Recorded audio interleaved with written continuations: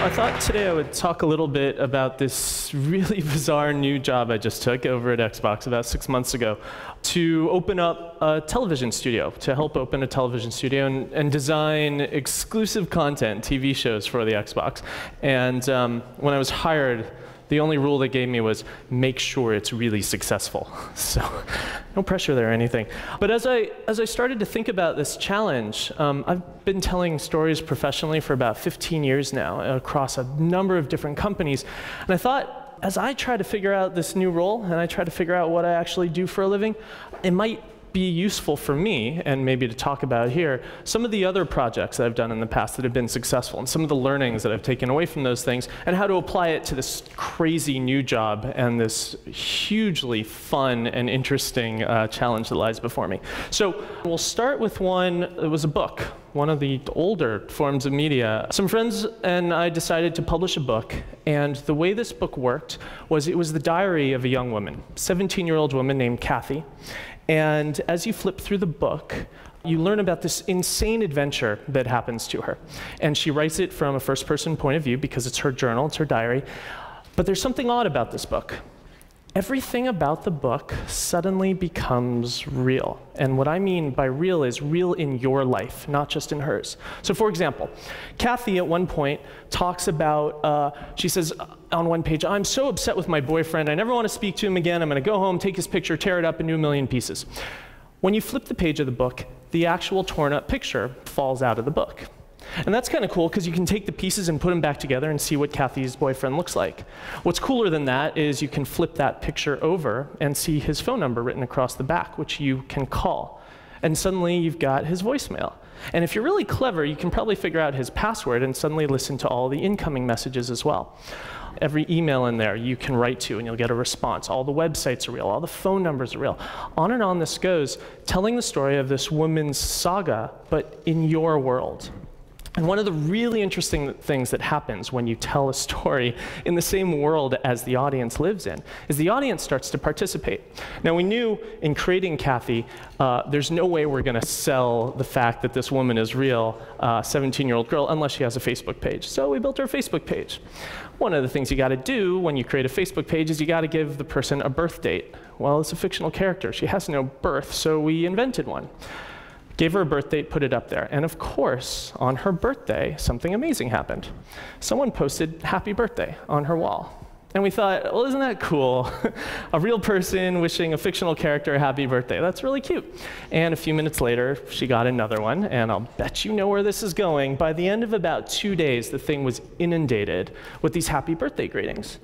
And this was really cool. I'd never seen anything like this before. These are real people saying happy birthday to a fictional character, reaching out to that fictional character. This doesn't happen in regular media. Nobody, I like to say, nobody writes to Luke Skywalker saying, hey dude, sorry about your hand, right? Like, they live, there's a wall between you and the fiction. But when you tear down that wall, suddenly you want to engage more. This was hugely successful. This book did really well. It was a New York Times bestseller, an international bestseller. There's 2 sequels. We just sold the movie rights. Like, people really got into this notion of living in the same world as a character. And that was a really important learning for me. I really, we'll talk more about how that ties in. The next project worth talking about that I learned a lot from was for 9 Inch Nails. So for those of you who don't know, 9 Inch Nails is this huge rock band, sort of industrial rock that's been around forever. The lead singer is this guy named Trent Reznor. And one day he called me up and he said, listen, I need help on this new album I'm working on. It's called Year Zero. And the thing about Year Zero is it's this great album. It's like the soundtrack for this movie. And the movie tells the story of this dystopian future where the government has too much control and we're all being oppressed and our civil liberties are being taken away and we have no more rights. And the only problem with all of this is I've got the soundtrack, but I don't have the movie. And can you help me make the movie? I thought, oh, that's really cool. Because what we can do with that concept is reward people for all the things that they do normally. So what we did is we wrote a story, and the story was in all kinds of different pieces. There was some text and some movies and some audio clips and all kinds of things. And then we started hiding them all throughout the album. everywhere, in the music video, in the lyrics, in the concert t-shirts, everywhere we could think of, we would hide a little bit of the story. For example, when you buy a CD, you look at the back of the CD, there's this warning from the FCC that basically says, don't steal this CD or we will inexplicably sue you. On our CD, we took that off, and we put this crazy message from the Bureau of Morality with a phone number that you could call to rat on your neighbors for stealing the CD. And that would be this little weird sort of rabbit hole into this strange fiction. It got cooler than that because I'm sure you've all seen an audio wave of a song or any music on your computer, right? It's just a mishmash of lines.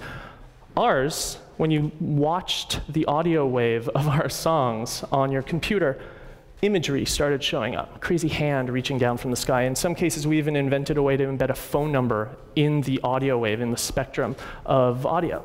So that was really cool, and suddenly people could start reaching out that way. One of my favorites, though, is the disc itself. That black disc is the Year Zero disc. You buy the album, open it up, you get that black disc. It just says Year Zero on the bottom, not much else. You take that disc, you put it in your CD player, you listen to the album. It's a pretty good album. When you're done, you hit eject. A different CD comes out of your CD player. The CD that comes out is this white one. Secret codes, hidden messages all over it. A website you can visit, a bunch of binary stuff you can solve. The way we did it was with this really cool thermal ink. The heat from the CD player would actually melt away the ink, and then it would eventually grow back, and you could do the trick over and over again. But we started embedding all these cool little tricks all over this album. And what the end effect was that people who experienced this album started feeling like a rock star themselves just for living their lives. Right? All they had to do was listen to a CD. We're going to reward you for that. We're going to show you that the world is magical just because you listen to a CD. You're going to go to a concert.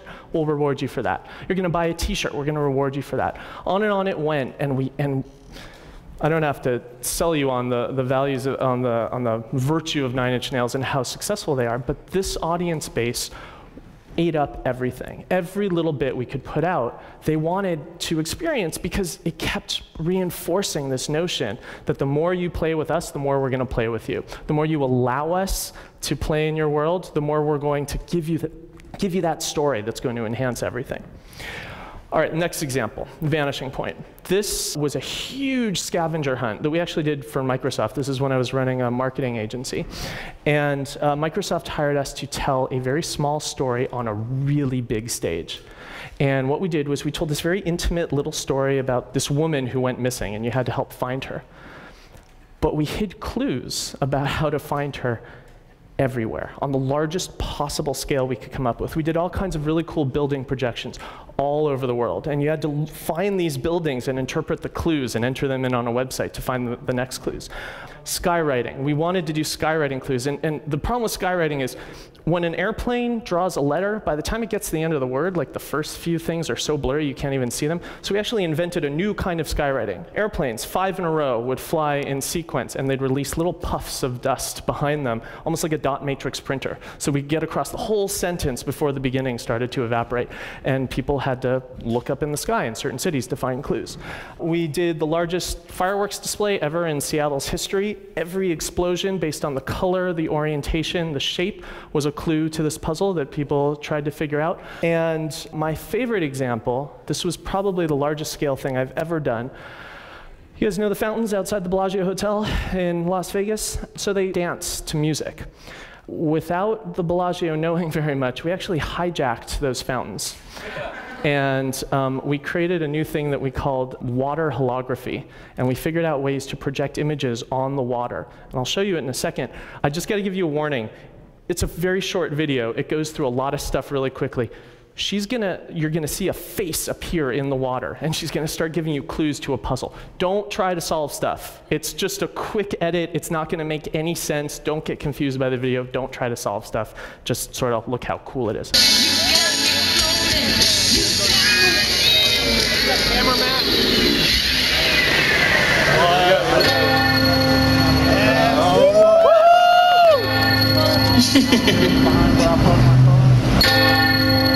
It's time. My name is Loki. My job is to find the smartest people on the planet. To challenge the cleverest people in the world, I have devised a series of intricate puzzles. Think you've got what it takes?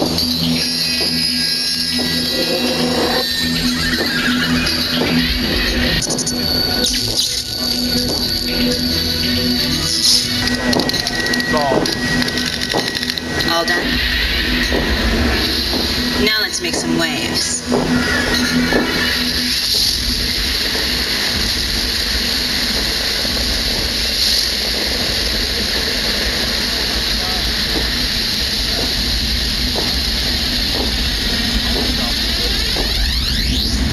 You'll see me again before too long. But act fast. Things in my world tend to disappear. Washington Point.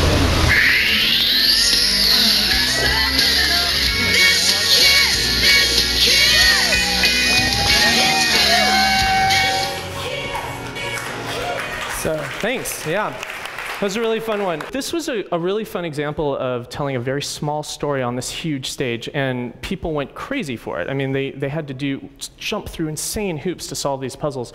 At the end, the winner, there was one woman who got to the end before everyone else, and as a prize, we flew her into space. So that was pretty fun, too. Yeah, I love that reaction, yeah.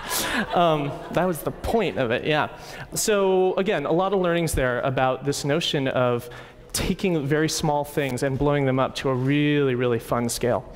Another really fun example, I started a television studio about 3 years ago, and what we decided to do with this was make really good stories, really like top quality television. We raised a ton of money around it, and every show would reach out to you somehow. And what that means in this sense is we wanted to embrace technology as much as possible. So we hired AAA actors and directors and producers and made some really cool shows. But for example, if on these shows you saw a character pick up a phone to make a phone call, the next moment the cell phone in your pocket would start ringing, because characters from the screen are calling you. They're sending you text messages and emails. Everything we could come up with to make you feel like you lived in that same world as the characters, and that we were going to embrace the technology that all other studios were ignoring and running away scared from. So this worked really well. We made a ton of shows, and this one over here did really well. It actually won an Emmy. And so what we learned from this was it really is possible for new media to embrace technology. We don't have to be scared of it. In fact, if we can find the most creative ways to use it, you'll meet with tremendous success. Final example, eDoc Laundry. I decided to start a clothing company because when George W. Bush was elected for his second term, all my friends were really pissed off because they decided he didn't actually deserve to win. And I would ask them all the same question, which was, okay, fine, but who did you vote for? And the answer was always the same, well, I didn't vote, it's a waste of time. And I got so frustrated. I don't care what your political leanings are. If you don't vote, you've wasted your voice. I get so angry with that. And so what I decided to do is what anyone would do, is I started a clothing company. Here's how that works. All the clothing that we produced was mostly t-shirts and hats, stuff that we'd be really proud to wear in public. It had sort of a street skater type mentality. But the trick with these clothes is that every one of them had embedded in it somewhere a secret code or hidden message. And you had to solve your shirt. And the way you would solve your shirt was different for each shirt. Sometimes you'd have to get them warm or wet, or sometimes you have to fold them in a certain way. And we used thermal inks and infrared inks and glow-in-the-dark inks, and you name it. We embedded all these codes in these shirts. And if you could solve your shirt, you'd figure out the code, you take it to our website, you enter in the code you found, and a movie would start playing, a little 2-minute clip. We made a lot of movies. We made one movie for every shirt. But they would all fit together like a puzzle. It was actually a TV series cut up into little mini episodes told across this clothing line. And it was great, because if you wanted to know what happened next, go buy another shirt. What was awesome about this, I told you, I did this because I was pissed off at my friends for not voting. Here's how that worked. The story that was unlocked through all these shirts was the story of a band. The band had all the regular sort of cast members of a band. They had a really strong message. They wanted to talk to today's youth, and they had this really positive, vibrant message, but they were being oppressed by the record label. And eventually one of them was murdered, and that was where we sort of fell into the story. And what the story was, for those who were paying careful attention, was a one-to-one metaphor for the story of the Founding Fathers. Exactly.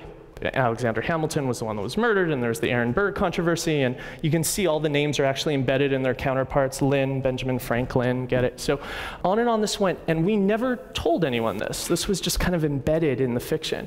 And what we started to see was that our players picked up on this. And they started talking about the message of the Founding Fathers and how amazing it was that these guys went through what they went through, and the parallels between trying to start a country and trying to start a band, and the political environment then and the political environment now. And they started to join Rock the Vote parties, and they started canvassing their neighborhoods, and they started talking about politics in a way that they never had before. And for the next election, there was the largest turnout for my age group in history, and I like to take 100% full credit for that. So how does this take us to the Xbox? I'll sum up with this new crazy job where I have to tell stories on this Xbox. And it's actually a really amazing opportunity because it's not just the Xbox, it's surrounded by all this other stuff, right? There's a network and this crazy voice recognition and gesture support, and there's all these synchronized devices and this next generation controller. And between this and the Xbox 360, there's 70 million of those things out there. And because I work for Microsoft, I feel obligated to say you get all of this for the bargain price of $499. But the notion of using this as a storytelling platform can at first be very scary. And I wanted to try to relate that back to my past projects because there really is a lot to learn and a lot to do going forward. Looking back at Kathy's book, there was this great notion of telling stories in the same world as the audience, and I want to make sure that I grab onto that. From the notion of Year Zero, there's this everyday magic, right? Reward people, make them feel like rock stars for all the stuff they're going to do normally. From Vanishing Point, tiny stories, intimate, personal stories, but told on a really, really big stage. From Rides, of course, embrace that technology because we don't want to ignore it. And finally, eDoc, I hope everything I do moving forward always has that notion of doing a little bit of good. So these are all the things that I've kind of grabbed. These are what I'm going to put into my work going forward over the next few years. And what I really hope, if you guys get anything at all out of this talk, pick one, pick two, pick them all, but they're so useful. They're the things I've learned over the past few years that absolutely meet with success when implemented correctly. And I hope you guys can use them for your projects or for inspiration in whatever it is you're doing. So thanks a lot.